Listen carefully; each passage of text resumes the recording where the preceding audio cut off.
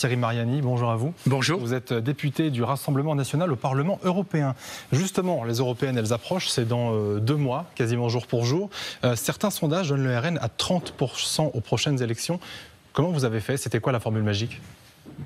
La formule magique, c'est malheureusement d'avoir fait une analyse juste, c'est-à-dire que la situation de la France, comme la situation de l'Europe, est aujourd'hui catastrophique sur de nombreux points. Et ce gouvernement, cette majorité, que ce soit Mme von der Leyen à Bruxelles ou que ce soit Macron en France, en est responsable.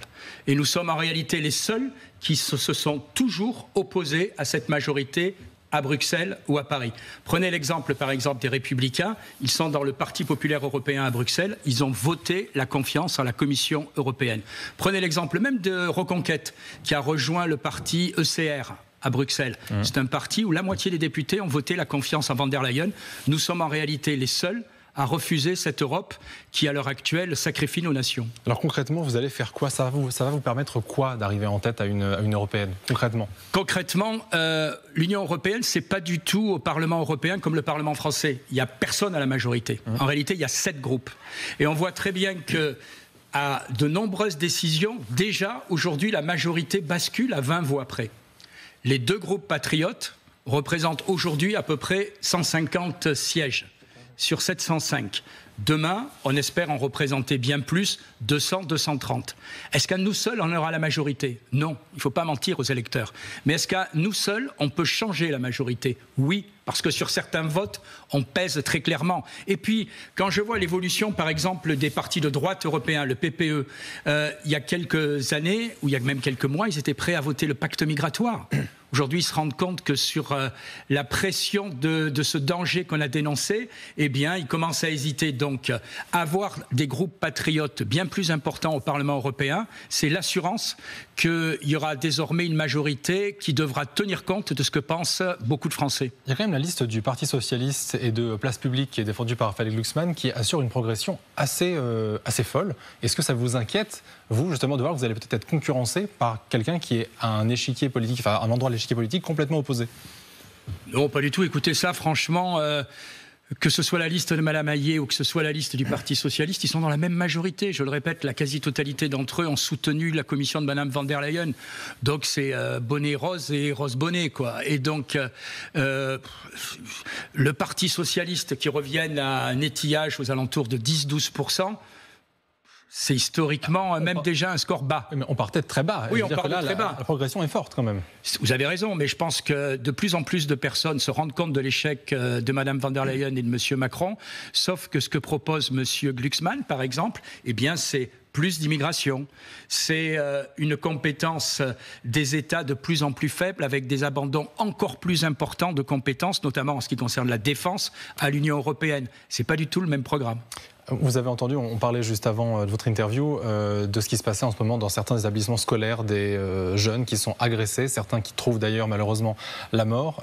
Le RN, souvent, c'est quand même voulu en rempart face à tout cela, cette hyper-violence, cet ensauvagement de la société. Concrètement, dans un gouvernement assuré par le RN, qu'est-ce qu'on fait contre des cas comme ça, ou comme un autre cas, celui par exemple de ce brancardier qui a été agressé parce qu'on estimait du côté d'une personne qui venait chercher des soins que 15 minutes c'était une attente trop longue et qu'il fallait s'en prendre à un membre du personnel hospitalier. Qu'est-ce qu'on fait au RN? D'abord, si vous permettez, on a été les premiers à faire ce constat. D'habitude, on nous disait pendant des mois, ah ben non, mais c'est un sentiment, c'est pas la réalité. Aujourd'hui, vous avez raison, on est dans une hyperviolence. Une hyperviolence, comme l'a dit Jordan Bardella, qui est un cocktail explosif entre des tensions communautaires dues à une immigration mal maîtrisée, un laxisme de la justice qui est évident, et une montée de l'ultra-violence.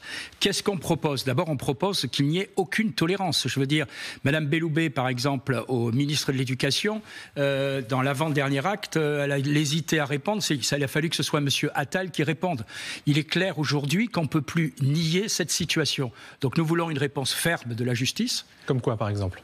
Nous voulons des sanctions fermes. Par exemple, je pense qu'il est temps de réformer l'ordonnance sur les mineurs. Aujourd'hui, 20% des personnes mises en cause dans les trafics de drogue sont des mineurs de 13 à 17 ans. De 13 ans à 17 ans. Il y a un trou dans la raquette, selon vous, à ce niveau-là, pour ces mineurs? il y a eu malheureusement une évolution de la société qui fait qu'il y a un trou dans la raquette. L'ordonnance sur les mineurs, elle date de 1945. En 1945, on n'avait pas des gamins de 13 ans qui faisaient le deal au pied de l'immeuble. Voilà. Et donc on veut aujourd'hui une justice qui soit bien plus ferme. On veut aucune tolérance sur le communautarisme à l'école. Là aussi, aujourd'hui, on a des annonces, mais que de temps perdu. Et puis surtout, je pense aussi qu'il faut un message clair en matière d'immigration. Si j'ai bien compris, l'affaire de Viry-Châtillon, c'est une affaire qu'on qualifierait, j'aime pas l'expression, mais de crime d'honneur. Franchement, discuter avec un gamin entre deux gamins de 15 ans de sexualité, ça ne mérite pas la mort de qui que ce soit. Thierry Mariani, est-ce que le RN est un parti pro-russe ? Non, je vous rassure, le RN est le parti pro-France. Voilà.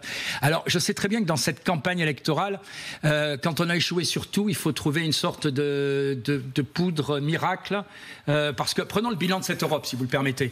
On est aujourd'hui la zone du monde qui a la plus faible croissance. Je vous rappelle que la croissance moyenne de l'Union européenne, c'est 0,5 cette année.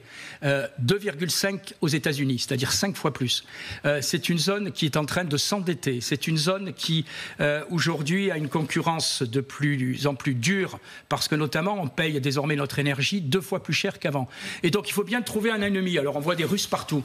Est-ce que, franchement, vous croyez que le débat sur l'Union européenne, c'est est-ce qu'on est pour ou contre la Russie ? Le débat de l'Union européenne... C'est pas tout à fait ça. La question est aussi de savoir, est-ce que selon vous, Vladimir Poutine a été réélu de manière démocratique ? Est-ce que selon vous, l'annexion de certaines parties de l'Ukraine, illégale, récente, a été parfaitement validée ? Je me moque de savoir s'il a été réélu de manière démocratique ou pas. Il est élu. D'accord. Monsieur Zelensky, par exemple, il a été élu quand ? Vous savez que normalement, il devait y avoir des élections en Ukraine le mois dernier ?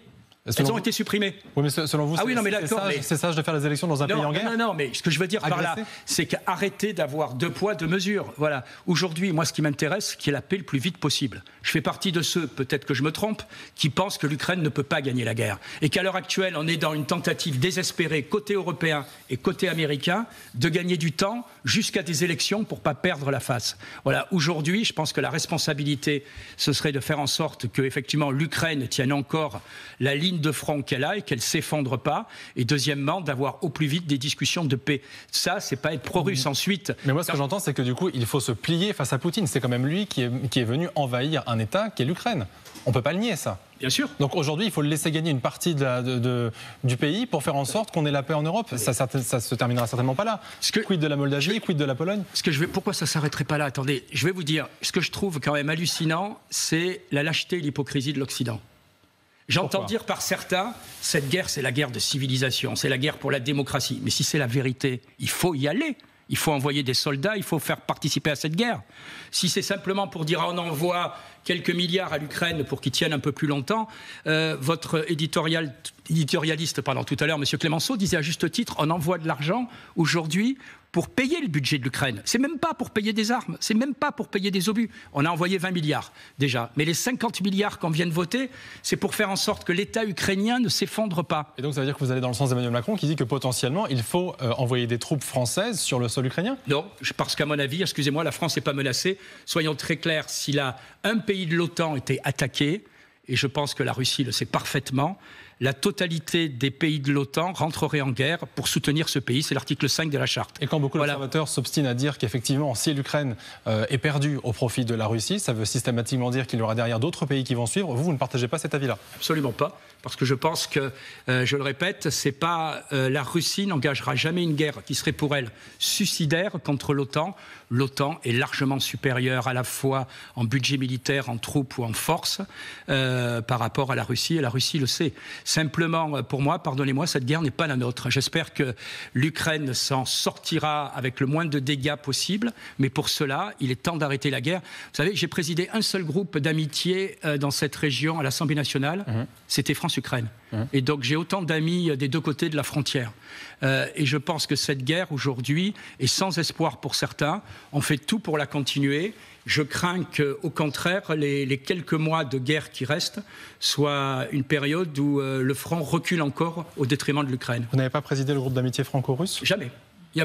J'adore vos confrères, mais excusez-moi, s'ils étaient payés au stock de bêtises qu'ils écriraient, certains auraient une grosse augmentation. Merci en tout cas d'avoir partagé votre point de vue sur notre antenne ce matin, Thierry Mariani.